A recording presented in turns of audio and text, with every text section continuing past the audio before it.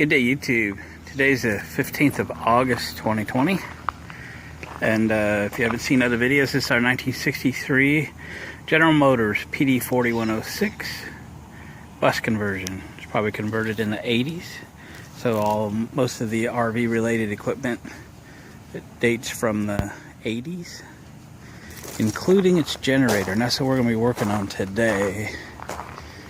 It has a Kohler 7000 generator, gasoline powered, and it has never run perfect. I've tried to run it a little bit, but quite honestly, we don't run it much. We've had this motorhome a year. I haven't even run it yet. We have not even really a maiden voyage.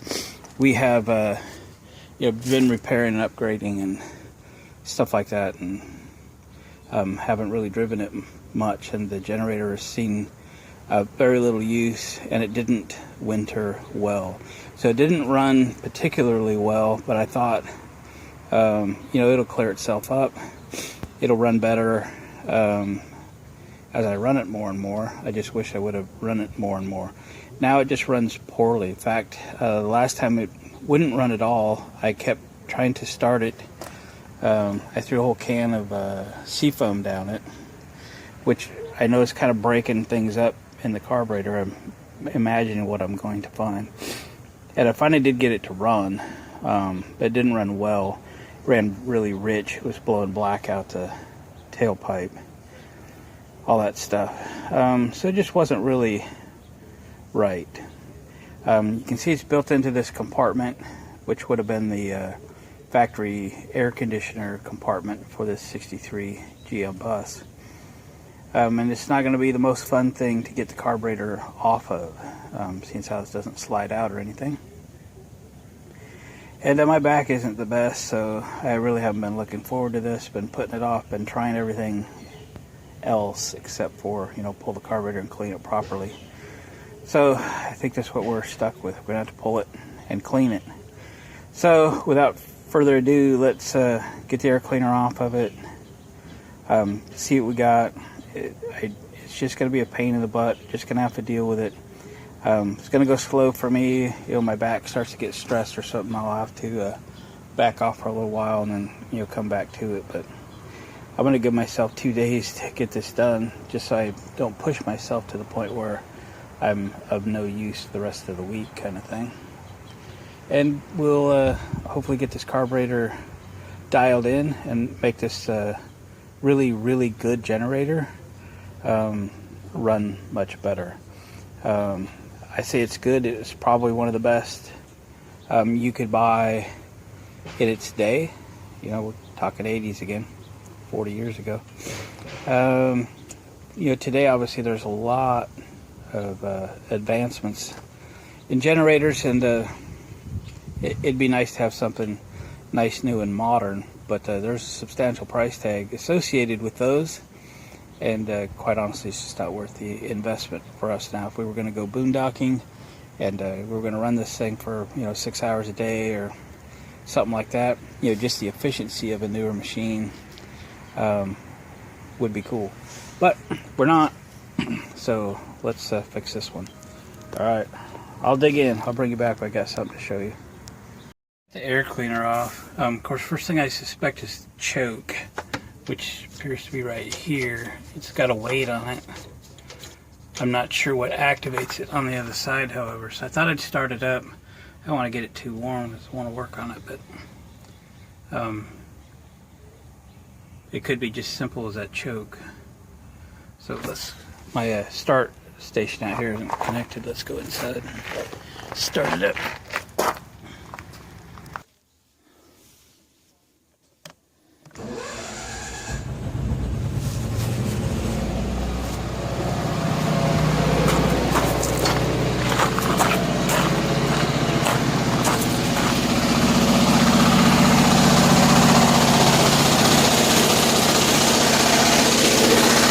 It's running rough, but it is cold.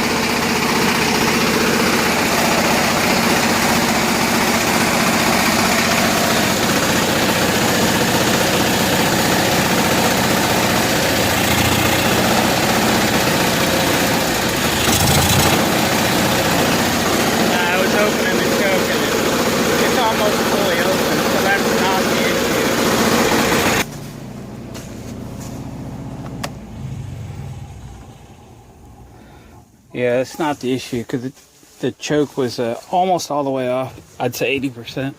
And then I opened it all the way and it didn't improve it. And it's cold. So in we go. But I've got my mirror and I'm looking back here where the bolts are. Oh my goodness. I mean, you got to like make tools or something to get in there. Pain in the butt. So I see the two adjusters right there and I'm like,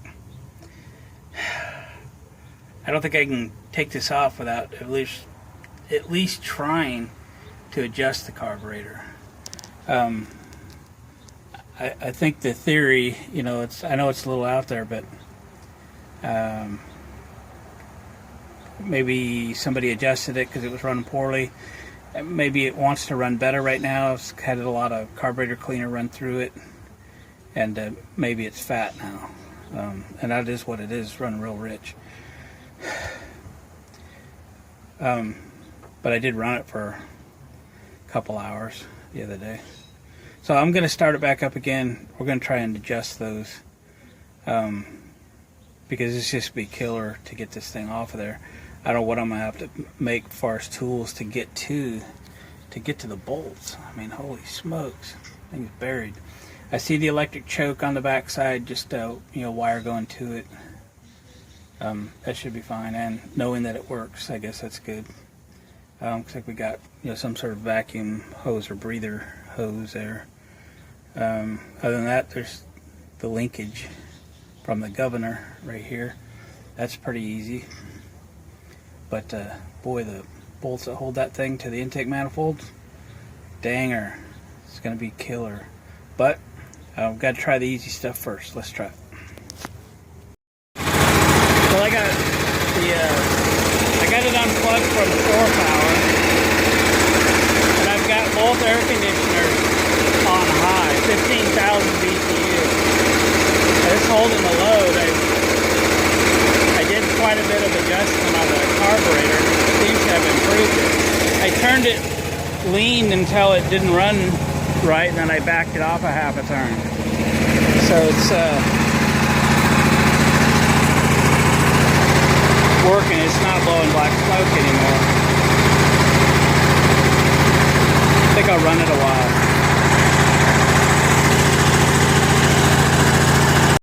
Alright, it's the next day. Yesterday evening I ran this generator for an hour, maybe hour and a half, with one air conditioner running. It was very hot. It was just under 100 degrees yesterday. And it finally started running bad and it was trying to die, so I shut it off. I got to thinking, this thing's probably got points in it. And that'd be the point cover right there. So I pulled the cover off this morning. I don't know how to adjust these, quite honestly. I drug the file through it quite a few times, kind of smoothing things out. They actually appeared to be okay. But I did put a file through them. I'll research how to adjust those. It's not apparent. I had another set of plugs, a couple sets actually on the shelf, so I replaced the plugs. It's maybe apparent that one of these is darker than the other, and I put these in last year and I may not have gapped it properly. It looks a little tight, and as I gapped these, they were a little tight, so I gapped them at 30. I didn't look it up. I don't have a book on this thing, so this stuff's hard to come by, but I'll continue to search. But let's start it up, and I'm going to set these down on the ground so they don't fall down. And let's see if it'll run better.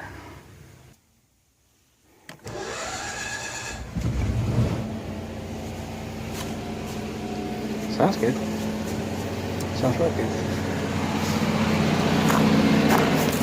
No load on it.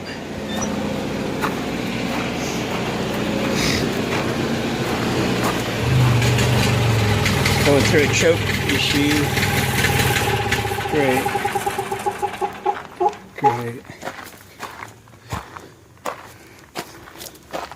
I'm looking to see where the choke is. Choke was pretty much on.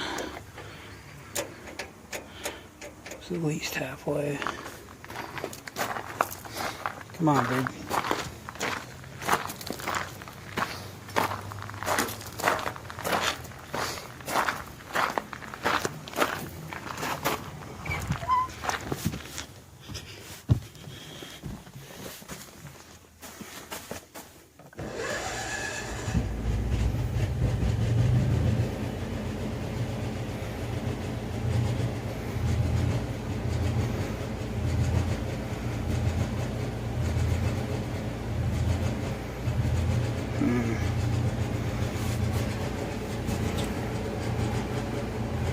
Doesn't sound good.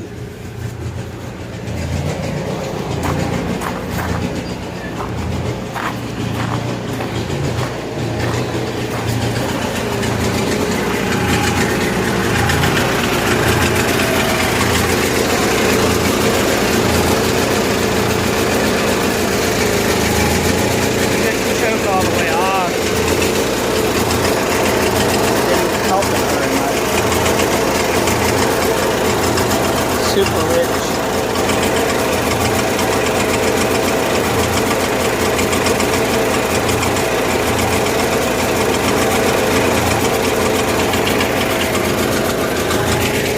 Ooh, super rich.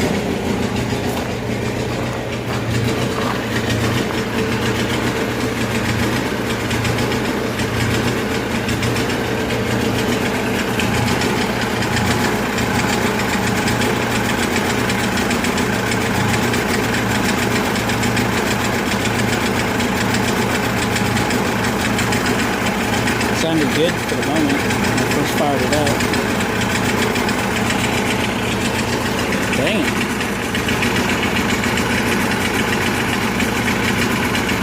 Come on. I'll bring it back. So I wrapped on it the carburetor with my ratchet. Settle down. It's actually running smoother than it was yesterday. I'm gonna say a proper tune-up, but it's smooth. It's not shaking like it was yesterday. It even broke that exhaust strap.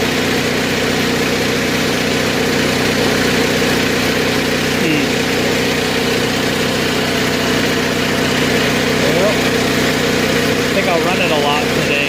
See what's up. Alright gang, we fast forwarded quite a few days, and here's how we're going to end this video.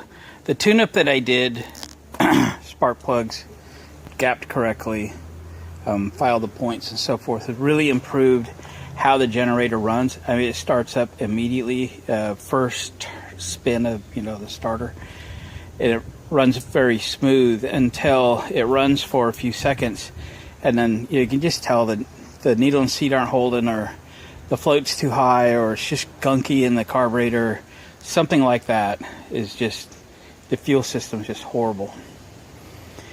So I don't have a very good back. Working in there is a pain. You can't see the bolt on the back side of the carburetor to even get to it, and if you could, it's going to be a very special built wrench to get at it. Thin as can be. Probably take most of the day to get that thing off of there. My back would probably take a week to recover before I could put it back on again. And I'm just not looking forward to being down for 2 weeks screwing with it, quite honestly. So I've just kind of let it sit here and stew on it. And then yesterday I had a epiphany, or a thought, or a light bulb in my brain. Let's convert this to propane. And I'm like, yeah, what a great idea. I don't want to tie into it's got like a 30 or 40 gallon tank built into this thing. I'm going to, in this side here is a gasoline tank. I will remove it. I'll put a vent right there where the gas cap is, and take this to, we have a local propane shop that they'll convert anything. They'll convert your lawnmower or your F-150 to propane. They did work on my step van. They redid the propane system on that. If I can get this done reasonable, I'm thinking in the 400 range. If I get the tank mounted in here, get it ready for them, all they got to do is change the carburetor and put a line to it. that solves all the problems. Okay, we're going to have this thing a long time. It's going to sit for months and months at a time. I don't have to screw around worrying about fuel that's getting old. If I want to carry more gas than that tank will hold, with propane I can carry a couple, 1 or 2 cans of propane. If we're, boondocking somewhere or something, which is highly unlikely, but if we do decide to do that, we could have extra tanks to take in town and get filled up. Propane where I'm at's $1.70 a gallon, so we have a much cheaper fuel. You would run non-ethanol premium fuel in this at $3.70 a gallon, so it's almost a third the price. I know it's not going to have quite the output running on propane. However, I don't think it's going to be that different. So that's next. I stopped by the propane shop yesterday. The guy I needed to talk to won't be until today. Waiting for his call. So, gang, stay tuned for more, because I either got to fix this or convert it. And I'm really going to push to convert it. So if the price isn't astronomical, I'm going to proceed. All right, gang. Thanks for watching, comment, and subscribing. Watch some other videos while you're here. And then stay tuned for how we end this thing. Appreciate you coming back to the channel. If you haven't subscribed, please consider doing that. And hit the thumbs up button on your way out the door. I appreciate it. Thank you. And we'll catch you next time.